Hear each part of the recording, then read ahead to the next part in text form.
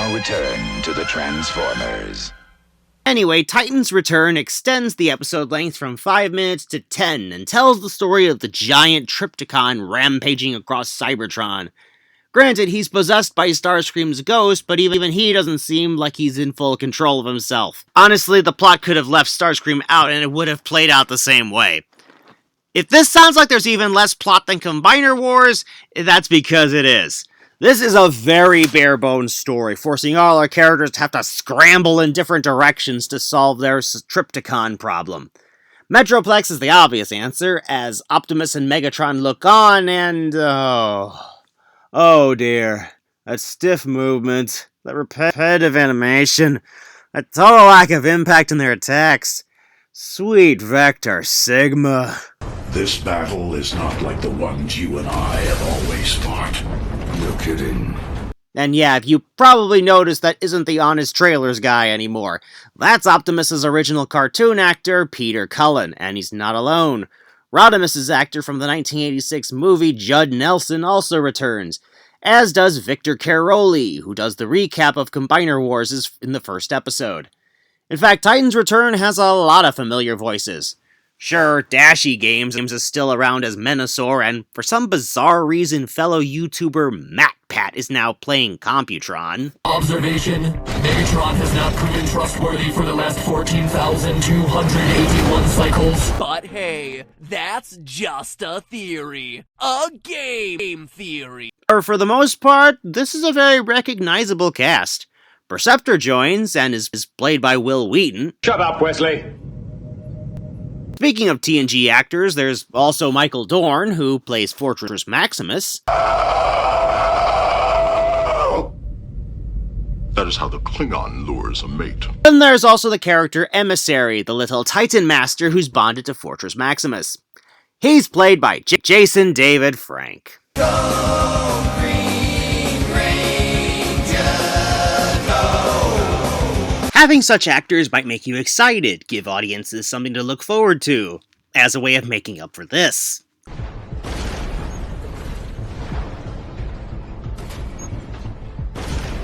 Well, I hate to be the bearer of bad news, but nobody really brings their A-game to this series.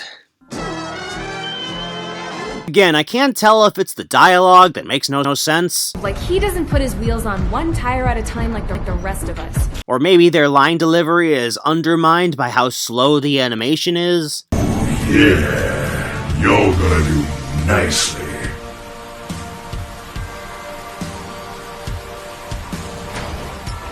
What? But either way, almost everyone comes across as off. Compounding this problem is the audio in general. There are several times when it is not mixed properly, with the sound effects drowning out what the characters are saying.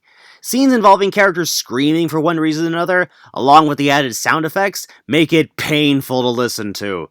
This scene right here, Windblade is trying to awaken the sleeping Fortress Maximus. A process she's told in advance is painful, and boy is that accurate, as her wailing along with the sound effects made me want to turn the sound off almost right away. Other times it's hard to understand thanks to the effects added to certain characters, Overlord being a standout example.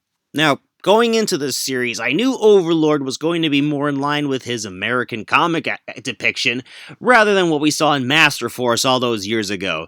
This Overlord is a full-blown Cybertronian, no sign of being the human couple using Godmaster tech that see themselves as surrogate parents to their human subordinates. Here, like in the comics, this Overlord is very much a complete monster, caring nothing about Trypticon's rampage, and is instead obsessed with getting revenge on Megatron, the only person to ever beat him in a sparring match, who proceeds to kill the Mistress of Flame and turns Hot Rod evil by recoloring him in his shattered glass colors. The Fiend! Now, don't mistake me, of course, I don't see Overlord being different as a bad thing. This is literally a different Overlord. That said, I did have certain expectations, as even in an American cartoon, I still assumed Overlord would get a similar voice to that of Kenji Noda's performance from Masterforce. In English, presumably with a different actor, obviously, but what we get from actor Patrick Sayes in the Prime Wars trilogy is a little different. Good for you. Yeah, because all this Societal, political, religious mumbo-jumbo. It's for the junkers. Sure, you could say the deep voice is still fitting. I think it's the southern drawl that threw me off. Now, a few sentences ago, I noted Overlord did something to Hot Rod that made him into one of the show's antagonists. Oh dear. Here we go. This should be interesting. Now, being doubtful of his place as Optimus Prime's successor is a defining aspect of Rodimus Prime's character since his introduction, so having him give up the matrix of leadership so he could be Hot Rod again is something I would expect from a story featuring him. Sure, the scene where he gives up the matrix is awful because of the terrible sound mixing going on in this scene. The combined wisdom of your predecessors welcomes you, Rodimus Prime. How may we be of service? But as far as what happens in Titan's return to the character of Hot Rod, fortunately it does not go the deviations route, and have all the characters have the same universal hatred of Hot Rod for no justifiable reason. More good news is Hot Rod is not depicted as being blatantly incompetent as a way of trashing the character further, as his and Windblade's attempt at dealing with Trypticon, while still unsuccessful, frankly did better than Metroplex. I know it's easy for writers to pander to the G1 crowd and continue to hold a grudge against Hot Rod because of, well, this.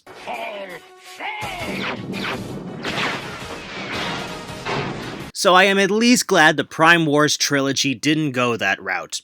And honestly, as time goes by, and we get further and further away from G1, people might feel less inclined to feel the same way kids did back in 1986. Of course, Overlord shoving a different matrix, the Matrix of Chaos, into his chest that puts Hot Rod under his control.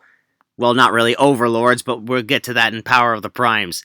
That I'm not really sure how to feel about. Skipping ahead slightly, the characters consider this possession by the Matrix of Chaos a bad thing, and that Hot Rod, or rather Rodimus Kron as he starts calling himself at that point, is a victim. But more on that when we get to Power of the Primes. Which won't actually be long now as we're reaching the end of Titan's return. Though, before we get to the actual ending, I feel like there's something important I'm forgetting about. Something that's been in the background for this whole series but didn't do much of anything. Oh right, the Titans. Yes, just like the last series, the title characters are not the focus. Granted, Windblade gets more time to talk to Metroplex, getting to be the city speaker most of us are familiar with, as Metroplex tells her what Titans are. City bots that can seed worlds with Cybertronian life. It's a streamlined version of how this same story was told in IDW's comics. And then Metroplex gets his ass kicked. We don't even get to see Metroplex transform. In fact, this is true for all three Titans. We get camera tricks, character models obscured by fog and smoke, or the transformation happens off-screen. And as for Trypticon, well, he's pretty much a walking inciting incident, as everything our heroes try to do to stop him falls flat on their face. Metroplex doesn't work, so Emissary gives Metroplex eye lasers, and then unintentionally gives Trypticon flame breath as well. So Victorion empowers herself with the Enigma of Combination, resulting in Trypticon overpowering and then eating her, allowing him to take control of the other combiners. Oops. And then Fortress Maximus steps up to the plate, resulting in an animation cycle from the earlier fight being recycled here in this fight. And it goes just as poorly for Fort Max as it did for Metroplex. So how do our heroes stop Trypticon? Perceptor lets himself and the Matrix get eaten, which forces Trypticon to spit out Victorion. At which point Starscream's ghost is forced out too, and Trypticon simply drops dead. If the point of this series was to make Titans look cool, I don't think it worked.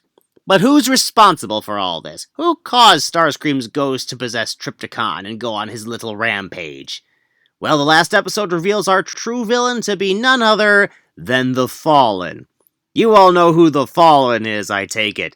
Megatronus Prime, one of the original 13 Transformers that a lot of continuities use as part of its lore, his name being the in-universe inspiration for Megatrons. He first showed up in the Dreamwave comics, and later became the villain of the second Bayformers movie. I am directly below the enemy scrotum. Yeah, that movie. Well, here he is, taking the Matrix and the Enigma, fending off an attack from the Master Sword, Yeah, I haven't forgotten Fortress Maximus has that, and apparently Hasbro didn't either. And then kills Optimus Prime. Just add that to the long list of times this has happened, I guess. This is such a common occurrence that this isn't even the first time Optimus has been killed in the Prime Wars continuity. I've always wanted to ask you, are you still mad at me for killing you? But of course, the most standout thing about this version of The Fallen is the actor providing his voice. The most recognizable actor in the trilogy, Mark Hamill. Enjoy your final days, Transformers. Because in the end, no sentient being lasts forever. Well, almost no sentient being. How appropriate that Luke Skywalker himself plays this character, as this version of The Fallen takes cues from his more modern take on the story of the original 13. Less of the Judas archetype he was originally envisioned as, and more like Anakin Skywalker. The Transformers will return after these messages. Next time on Werezilla's Retrospective. Are we there yet? No, for the 418th time. Stop asking, Grimlock. Are we there yet? No! Are we there yet? Smoke 'em if you got 'em, people. It's Dinobot approved.